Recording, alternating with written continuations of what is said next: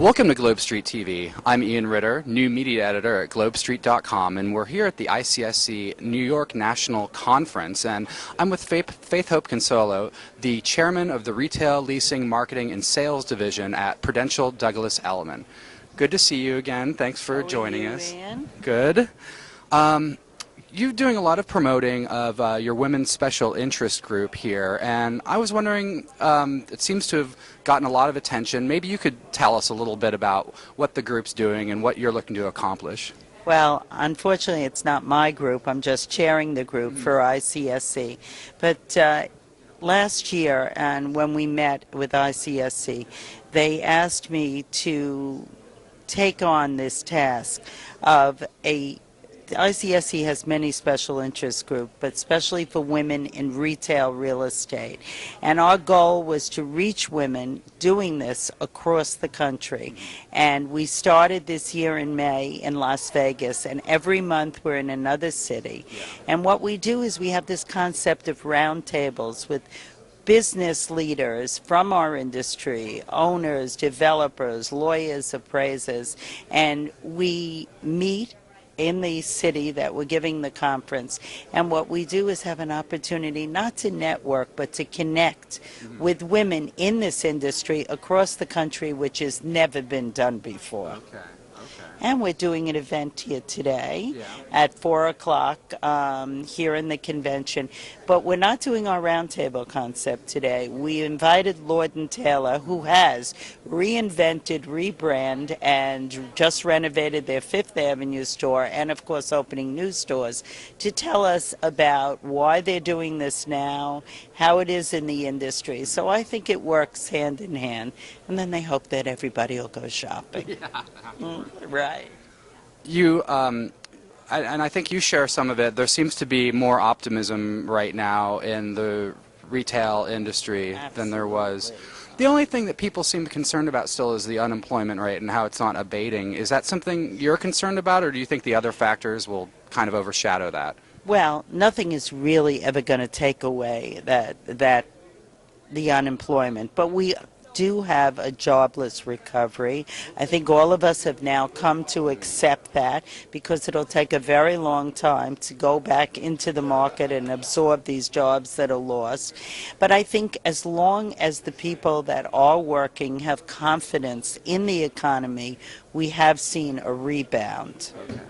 And I think that people are feeling better about themselves. I think they want. You can only keep people out of stores for so long. It gets a little depressing. How much TV can you watch? You know? But I think that the retailers have responded by making very exciting concepts and creating new venues to bring the consumer back in the store. Why don't you tell us about some of those concepts that you're most excited about? We know that there's a lot of retailer expansion, and some of these bigger chains are coming out with new concepts, and you know, we have some brand new stores out there as well. Well, we have some traditional retailers. We have someone like Brooks Brothers, who's very well known, and in fact here and in Europe, and they've come out with their smaller store concept. So instead of having the large store, they go into neighborhoods with 2 or 3 concepts. One is Brooks Brothers for children, the other is Black Fleece, which is their luxury, and then their smaller store sportswear concept. And they've rolled those out in New York and across the country, and I think you're going to be seeing more of that. We have European retailers, which are always the panache everybody sought after. From accessories, someone like Toy Watch, which I brought from Milan, who is the Italian answer to Swatch. They're already selling in the department stores, and they're rolling out across the country, and that is a concept of $295 to $395 watches. We have a concept which makes you feel good, a tea concept. I'm predicting tea is the new chocolate. We have our group Kuzmi Tea. They come out of Paris. They've just opened the first store in New York. We're working on a second store, and they will be your Starbucks. Okay. So this is your tea, yes.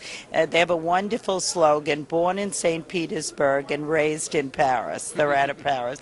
And this fits with the wellness concept. I think your accessories is a very big concept. You're still seeing your fashion jewelry like accessorize. You're seeing people in that market, optical, a lot of optical, people using optical as an accessory. Children's. Yeah. Never get rid of children. And children's at all price points. All price points. We're seeing a lot of concepts out of Europe. Mona Lisa, Miss Grant. We've done East Coast, West Coast, Florida. Now we're going into Boston, Chicago, and Washington. So there's a lot of excitement. Also, you've had a lot of the national retailers retool. Yeah. Okay, Yeah. under one big umbrella, bringing out J. Crew going into bridal. Yeah. Yeah. Bridal is kind of recession-proof. Yeah. Yeah. David's Bridal rolling out a luxury concept called Priscilla of Boston. So there's a lot to be excited about, and that's the way you bring the consumer back. Great. And speaking of the consumer, one of the speakers here, the analyst Dana Telsey, said that Oh, what did Dana have to tell us today? she said, you might have heard, that she expects holiday sales to increase 4 to 4.5% this year. Oh, she's upped her numbers since I spoke to her. Very interesting. She's doubled her numbers in 2 weeks. Okay. Well, do you think those numbers are going to hold true, and is that a good sign? I think that this year you're going to see the best Christmas you've seen in 5 years. And I'm going to up her numbers. I'm looking at 5.2 to 6%. Wow.